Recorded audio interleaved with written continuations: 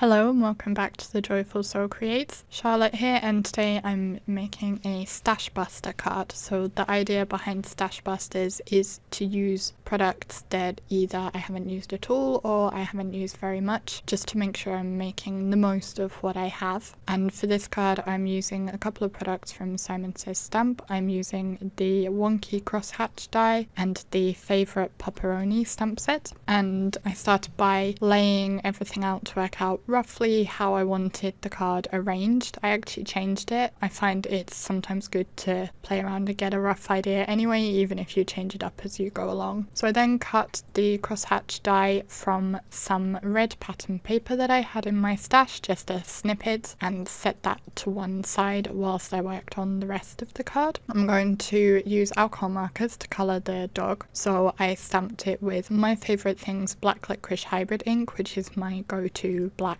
ink and works brilliantly with alcohol inks and also with watercolours. Whilst I have my MISTI out, I decided I would stamp my sentiment as well, and I'm going to white heat emboss this onto a snippet of black. I'm using the words happy birthday and weirdo for my card, and just heat emboss them in white onto that snippet of black, and then I'm going to snip them down into individual words.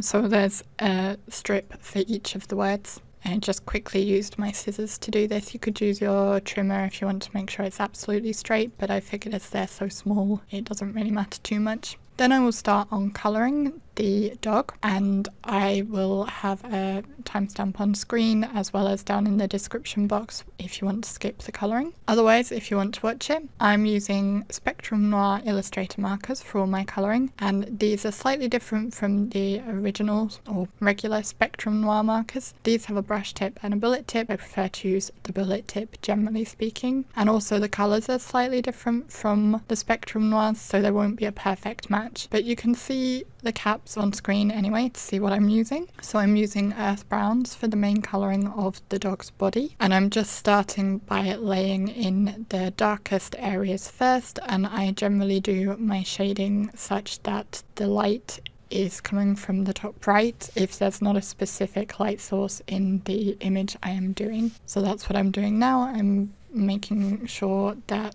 my shadows are positioned such that the light appears to be coming from the top right and kind of slightly behind as well. And I always work, or almost always work, from darkest to lightest with my colouring. I just find that works best for me. I have a piece of scrap paper underneath my image as I'm working. This just soaks up any ink that might go through, because if you have a non-porous surface underneath like your craft mat, then any ink that does go through will just come back onto the back of your paper and might soak through the back, making it messy. So it's just best to have that scrap of paper underneath to be on the safe side. I'm going to use lighter brown combination for the inner ears of the puppy, and I will use that same combination to colour his muzzle and the lighter areas of his face, and also later the pads of his feet. So I used my lightest earth brown, a caramel colour, and then I'm also going to use some very light flesh shade for the lightest colour there. My FS8 eggshell is quite dry, so I actually had some trouble blending out and decided to switch to ivory, which is almost the same colour anyway. I find them to be quite interchangeable, and actually both those colours are almost dry for me. So I believe you can refill Spectrum Noir markers, but I have yet to find refills for them, so I'm just making do at the moment and trying to eke as much ink out of them as I can. Then I moved on to my pizza, and I'm using earth browns again for the crust, and then start with gold as my colour for the cheese for the shadow areas, and then I went in with canary, which is a quite bright yellow, as the base colour for the cheese. I found it was a little bit too yellow, so I went over it with Moonlight GY1 and then went back in with that gold and also a little bit of sand to add some depth to the colour, and just blending that out again with the Moonlight. For the pepperoni, rather than giving a flat layer of colour, I decided to stipple my colour in, as pepperoni has quite a textured appearance to it. I used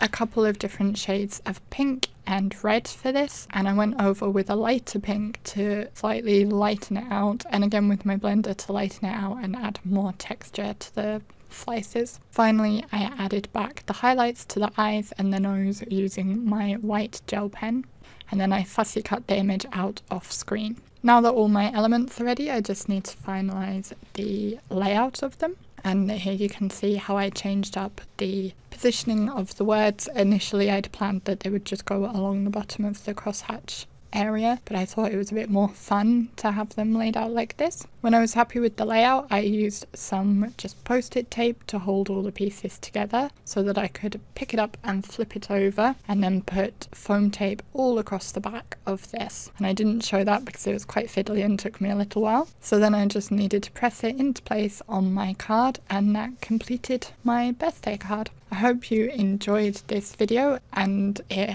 maybe has inspired you to use some items that you have in your stash that you maybe haven't made use of in a while. I believe the die I used is no longer available, but I will have a look. If I can find it somewhere, I will link it down below, and any other products used that I can find links for will all be linked down below as always. If you enjoyed this video, please do press the like button below. If you didn't, the dislike button is right next to it. I would also love to hear from you in the comments if you have any questions or anything you'd like to say about my card. You can subscribe to my channel to never miss any of my videos by pressing the button on screen now, and there are also a couple of other videos on screen that you might enjoy watching if you want to see more from me. Thank you so much for watching, and I will see you again next time. Bye!